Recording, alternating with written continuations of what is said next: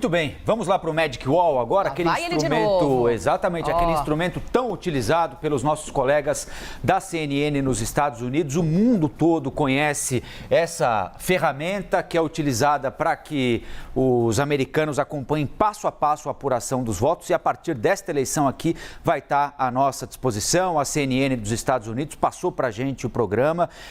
Nos permite já comparar resultados de pesquisas com eleições anteriores, ver como foram as eleições no passado, e a partir do domingo, especialmente a partir das 5 da tarde, a gente vai poder usar esse instrumento aqui para acompanhar passo a passo a apuração dos votos nos municípios, nos estados, nas diferentes regiões do país. A gente estava falando agora sobre a eleição de Minas Gerais, não é isso? Então é para lá que a gente vai agora. Primeiro eu vou fechar aqui o estado de São Paulo.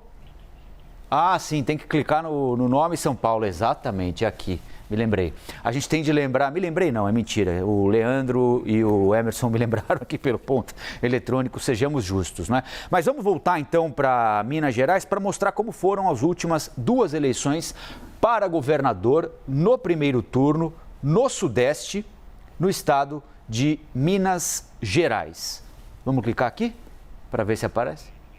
2018 lá em cima, claro, não estamos em 94, nós estamos em 2018, agora sim, o estado de Minas Gerais. Vejam que Romeu Zema teve no primeiro turno 42,73% dos votos contra 29% de Antônio Anastasia, que disputou aquela eleição ainda pelo PSDB, né? Ele hoje está no PSD, renunciou ao Senado, está no Tribunal de Contas. Foi uma vitória surpreendente, né? Porque as pesquisas, as de sábado, já identificavam uma tendência de alta de Romeu Zema, mas não se imaginava que ele poderia chegar onde chegou.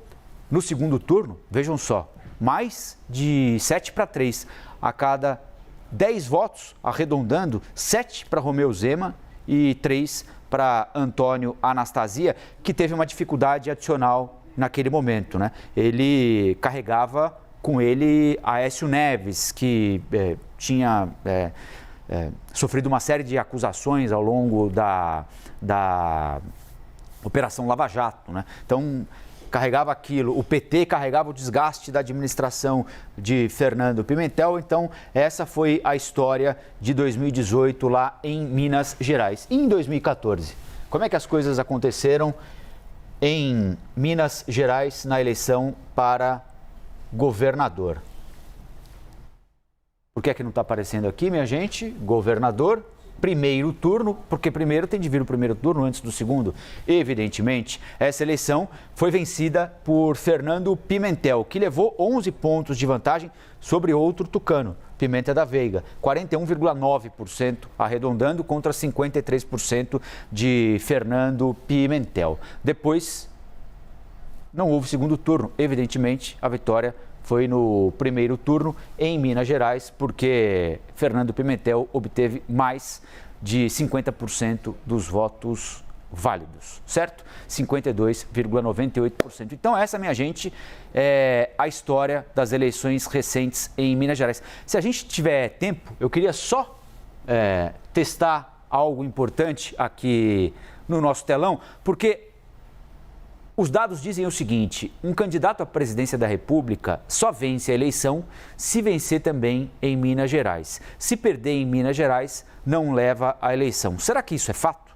Será que isso é verdade do ponto de vista matemático? Vamos dar uma olhadinha na eleição em 89. Em 89, quem venceu a eleição para a presidência da República? Fernando Collor de Mello. Quem venceu a eleição nacional em Minas Gerais? Fernando Collor de Mello, 36-23 contra Lula, 10 pontos para Mário Covas. Em 94, quem venceu a eleição nacional? Fernando Henrique Cardoso. Quem venceu em Minas? Fernando Henrique Cardoso, com quase 70% dos votos.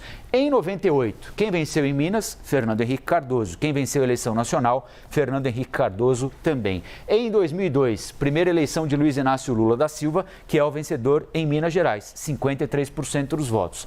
Em 2006, Lula se reelege e leva mais da metade dos votos válidos em Minas Gerais, com 10 pontos de vantagem sobre Geraldo Alckmin, hoje o candidato a vice vice dele. Em 2010, primeira eleição de Dilma Rousseff, que vence José Serra em Minas Gerais. E vence a eleição nacional também, assim como em 2014. E aqui a razão para a derrota de Aécio Neves, né? Em casa, perdeu em casa para Dilma Rousseff por 43-39. E em 2018, quem venceu em Minas Gerais, Jair Bolsonaro, teve 48,31% dos votos contra 27,65%. São dados do primeiro turno na eleição em Minas Gerais, mas confirmando a tese desde 1989, primeira eleição presidencial depois do regime militar, quem vence em Minas vence a eleição nacional.